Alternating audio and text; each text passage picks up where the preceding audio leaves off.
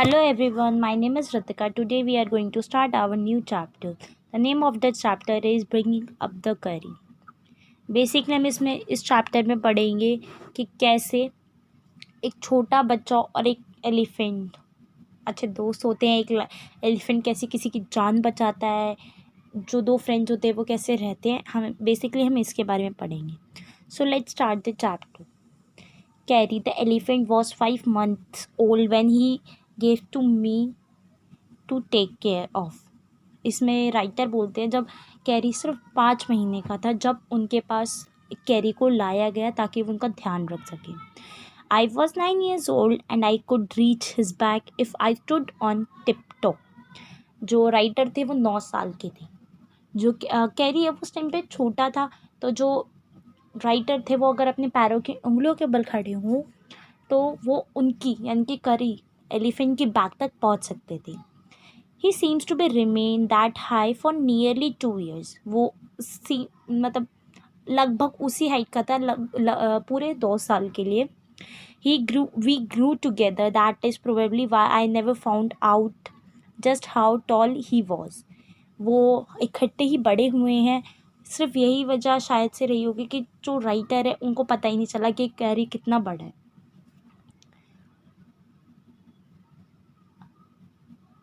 He lived in a pavilion under a thatched roof which rests on thick tree stumps so that it could not fall in when Curry bumped against the pole as he moved about.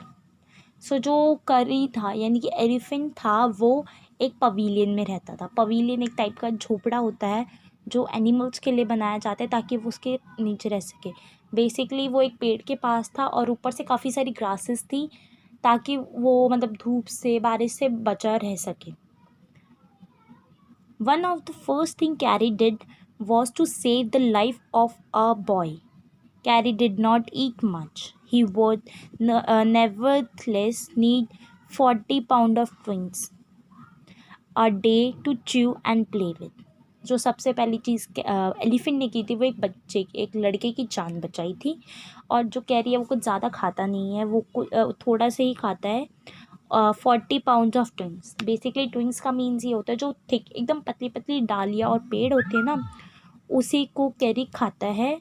40 pounds कुछ kilo में कह सकते हैं हम 16 kilo of ट्विंग्स a day, यानी कि 16 kilo branches या पतले पतले पेड़ पौधे वो एक दिन में खाता था। और उसके साथ यानी कि राइटर के साथ खेलता था। Every day I use to take him to the river in the morning for his bath. जो राइटर है वो एलिफेंट को रेगुलरली रिवर पे ले जाते थे उसको नहलाने के लिए। He could lie but not but he could lie down on the sand while I rubbed him with the clean sand of the river for an hour. 1 घंटे तक वो उनको रगड़ते थे और जो एलिफेंट था वो लेट जाता था सैंड में। After that he could lie in the water for a long time. जब वो उनको रगड़ देता था 1 घंटे तक के लिए, मतलब एलिफेंट को राइटर रगड़ते थे ताकि वो साफ़ हो जाए। 1 घंटे तक उसको रगड़ते थे, उसके बावजूद भी जो एलिफेंट था वो काफ़ी देर तक पानी में रहता था। On coming out his skin would be shine like ebony and he could school. जो उसकी जो उसकी बॉडी थी, उसकी स्किन थी, जब वो पानी से बाहर आता तो बहुत शाइन करती थी, बहुत अच्छी थी। इसे कहते हैं हम लोग पवेलियन, जो ट्रीज़ की ब्रांचेस के उससे बना हुआ है। With pleasure as I rubbed water down his back, then I would take him by the ear, because that is the easiest way to lead an elephant, and leave him on the edge of the jungle while I went into the forest. He go get some delicious drink for his dinner. वो जो writer था वो उस easiest वे में जो lead करता, मतलब किसी भी एलिफेंट को ईजीएस्ट वे में यानी कि आसानी से लीड करने के लिए, उसे कुछ कहते हैं ना कंट्रोल करने के लिए, हम उसके कान से कर सकते हैं। तो वो उसे जंगल में ले जाता था, छोड़ देता था, और जब तक जो राइटर है वो एलिफेंट के पास पहुंचता था, वो तब तक अपने लिए काफ़ी सारी पतली पतली डंडियाँ, पतले पतले पेड़ पौधे, ये सब इकट्ठा कर लेता था अपने डिनर के लिए. One has to have a very sharp hedge to cut down these strings. It takes half an hour to sharp the hatches, because if a twig is mallocated, an elephant will not touch. It was not an easy job to get twigs and slapping on a sapling for cutting.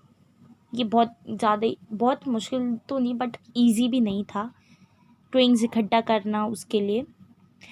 I had to climb all kind of trees to get the most delicate and tender twig.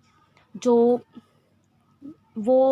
Writer था वो सभी पेड़ों पे चढ़ता था, उसके लिए सबसे बेस्ट, सबसे डिलीशियस जो डंडियाँ होती थी, पेड़ होते थे, ये सब कलेक्ट करता था. As he was very fond of a young branch of a banyan tree, which grow like a cattle of a leaves and branches. I was gathering some one spring day in March, when I suddenly heard Curry calling to me in the distance. एक spring का दिन था जब वो ये सब इकट्ठा कर रहा था रेगुलरली डंडियों को, ये सब को. तो सडनली जो होता है वो चिल्लाता है, अपने दोस्त को बुलाते, थोड़े से दूर होता है वो. As he was still very young, he call was more like that of a baby than an elephant. I thought somebody was hurting. जो अभी हमने ऊपर वर्ड पढ़े थे, tasty and very sweet smelling, इसका मतलब ये होता है has small x.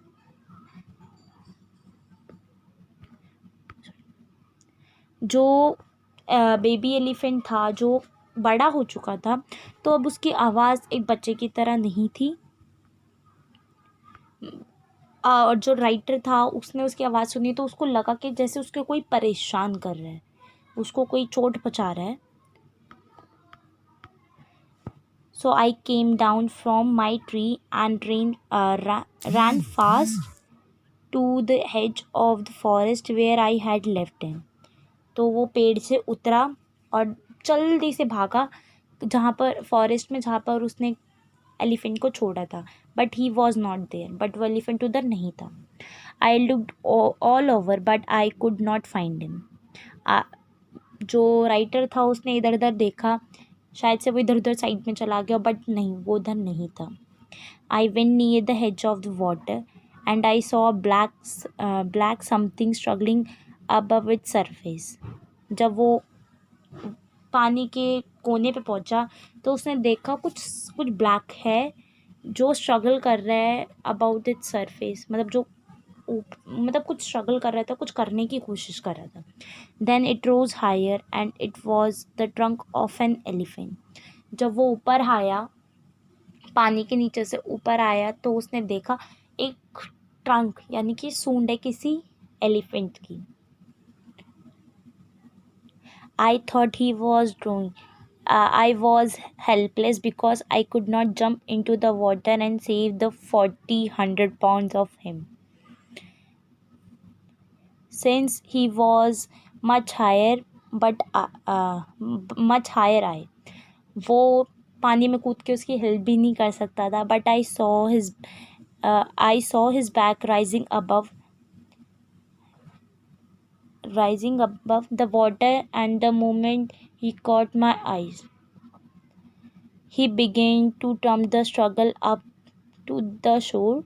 Then, still trumpeting, he pushed me into the water and I fell into the stream. I saw a boy lying flat on the bottom of the river. He had not altogether touched bottom, but was somewhat afloat. उधर देखता है कि कोई बच्चा है, वो मतलब लेटा हुआ है, कह सकते हो डूब रहा था. I came to the surface of the water to take my breath and then Carrie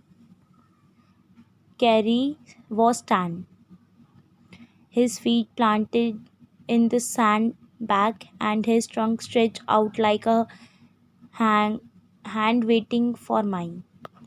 I dive down again and pull the body of drawing bird.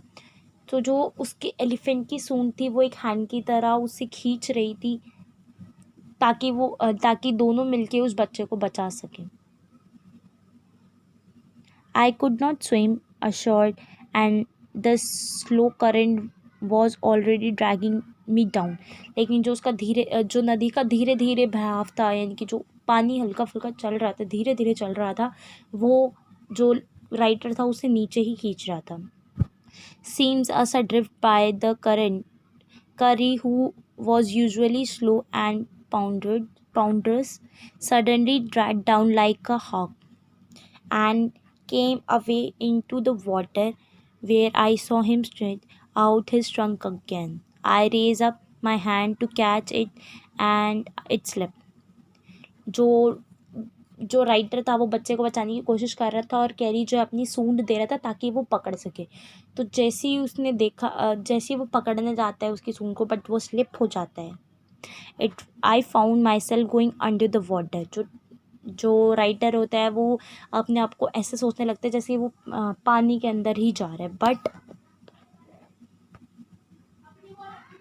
This time I found that the water was not very deep, so I shrank to the bottom of the river and leaving my feet under me, and then suddenly kicked the river bed so shout upward like a arrow. So जो वो writer होता है वो देखता है कि पानी इतना गहरा नहीं है, तो वो एकदम से नीचे जाता है और ज़ोर से जो बेड होता है रिवर का उसको ज़ोर से धक्का मारता है और एकदम से ऊपर आता है. जैसे एरो होता है ना, तीर, जो तीर होता है वो स्ट्रिंग को कैसे पकड़ के हम लोग एकदम से छोड़ते हैं, तो वो पीछे की साइड जो स्ट्रिंग जाती है वो एक टाइप का बेड था. उसने ज़ोर से उसे लात मारी और स्ट्रिंग ने उसे आगे भेजा, यानी कि रिवर बेड ने उसको आगे भेजा like a arrow. In spite of the fact that I was holding the drawing boy with my hand. जो राइटर है वो उस बच्चे का बच्चा डूब रहा था उसका हाथ पकड़ता है. As my body rose above the water, I felt a loss around my neck. उसको अपने नेक में कुछ लगा राइटर को. This frightened me. I thought some water animal was going to swallow me. वो थोड़ा डर गया था कि उसका कोई वाटर एनिमल है जो उसे हार्म कर रहा है. I heard Kerry squealing and I knew it was his trunk about my neck. जो उसे लग रहा था ना कि उसकी गर्दन के पास कोई है या उसको हार्म करने की कोशिश कर रहा है, बट वो कोई वाटर एनिमल नहीं था, वो था कैरी यानी एलिफेंट जो उसको गर्दन से पकड़ के उसे बाहर खींच रहा था. ही pulled us both assure. Carry was like a baby. He had to be trained to be a good, and if you did not tell me when he was naughty. जो कैरी था एक छोटे बच्चे की तरह था. उसे he had to be trained to be good. If you did not tell me when he was naughty, he was up to more mischief than ever. अगर वो बताता नहीं तो कुछ और भी हो सकता था. मिसचेफ यानी मिसफॉर्चून हो सकता था. For instance, one day somebody gave him some bananas to eat. Very soon he developed a great lover for ripe banana. जो पहले जो एलिफेंट था उसे पसंद थे पतली पतली ब्रांचेस और ट्रीज खाने के लिए, लेकिन कुछ टाइम बाद उसे किसी ने बनानाज ऑफर किए तो वो उसने ही जल्दी उसने बनानाज यानी कि पके हुए बनाना खाना पसंद करने लगा. We use to keep large plate of fruit on table near a window in the dining room. वो एक बड़ी प्लेट फ्रूट्स की राइटर अपने घर के डाइनिंग टेबल पे रखता था विंडो के पास, जो उनका डाइनिंग रूम भी था. One day all the bananas on the table disappear, and my family blamed the servant for eating all the fruit in the house. जो एक दिन सारे बनानास जितने भी उन्होंने अपने डाइनिंग टेबल पे रखे थे वो एकदम ही गायब हो गए। तो सारे जो फैमिली के मेंबर्स थे वो सारे ब्लेम करने लग गए थे घर के नौकर पे कि शायद से तुम नहीं खाए हैं, तुम नहीं खाए हैं। A few days later, the fruit disappeared again. This time, the blame was put on me. कुछ दिनों बाद फिर दोबारा यही सब हुआ, फ्रूट्स गायब हो गए और इस बार जो ब्लेम था वो नौकर पे नहीं था, वो राइटर पे था। And I new I had not done it. It made me very angry with my parents and all the servant. बहुत गुस्सा आ रहा था कि मुझ पे राइटर को कि उनको फालतू में ही ब्लेम करा जा रहा है। वो अपने पेरेंट्स और अपने सर्वेंट से बहुत गुस्सा था। For all I was sure that they had taken all the fruit. The next time the fruit disappeared, I found all the bananas slammed up in the curry's pavilion. जितने भी bananas के छिलके थे, फिर दोबारा पहले तो वो फ्रूट्स गायब हो गए। तो वो देखता है राइटर, जो बनानास के जितने भी छिलके होते हैं वो करी यानी कि एलिफेंट के पवेलियन के पास मिलते हैं। They surprise me very much. शौक लगता है राइटर को, for I had never seen fruit there and so you know he had always lived on twigs. तो उसे शौक लगा कि मैंने आज तक कभी कोई फ्रूट्स नहीं देखे इसके पास या इसको खाते हुए, और ये तो सिर्फ ब्रांचेज ही खाता है। Next day, while I was sitting in the dining room wondering whether I should take some fruit from the table, अगले दिन जो राइटर होता है वो डाइनिंग रूम में बैठा होता है और सोचता है कि उसे कुछ फ्रूट्स ले लेने चाहिए from the dining table. Without my parents' permission, a long black thing, वो सोचता है कि क्या मुझे ये फ्रूट्स ले लेने चाहिए बिना अपने पेरेंट्स की परमिशन के। फिर एकदम से एक लंबी सी काली सी चीज़ आती है, वेरी मच लाइक अ स्नेक। बहुत बड़ी अजीब सी थिंग आती है, लगता है वो सांप है। Suddenly came through the window and disappear with all the bananas. कुछ काली सी चीज़ सांप की तरह होती है, विंडो के पास से आती है और वो सारे बनानास को ले जाती है। I was very much frighten because I had never seen snakes eaten bananas. जो राइटर होता है वो ये बहुत डर जाता है क्योंकि उन्होंने कभी भी किसी सांप को नहीं देखा बनानास खाते हुए। And I thought it must be a tribal snake that would sneak and take all the fruit. उनको लगता है ये कोई नई तरीके का सांप है। I crept out of the room and with great fear and take fruit. बहुत डर जाता है वो। Great fear in my heart ran out of the house. वो अपने घर से भाग जाते डर के मारे। Feeling sure that the snake would come back into the house, eat all the fruits and kill all of us. वो डर जाता है और घर से भाग जाता है, सोचता है कि सांप फिर दोबारा आएगा और फ्रूट्स ले जाएगा और उन सबको भी खा जाएगा। As I went out I saw curry bag disappearing in the direction of the pavilion, and I was so frightened that I want his company to cheer me up. तो जो राइटर होता है वो बहुत डर जाता है और अपने आप को अकेला पाता है, तो वो जाता है पवेलियन के पास, एलिफेंट के पवेलियन के पास, ताकि वो एलिफेंट के साथ रहे, उसकी कंपनी इंजॉय करे, ताकि वो इन सबको भूल जाए। I ran after him into the pavilion and found them there eating bananas. तो जब वो पवेलियन के पास जाता है तो वो देखता है कि जो एलिफेंट है वो बनानास खा रहा है। I stood still in astonishment, the bananas were lying strewing all around them. He stretched out his trunk and reached from one far away from where he was standing. That instant that trunk took like a black snake and realized that curry was the theft.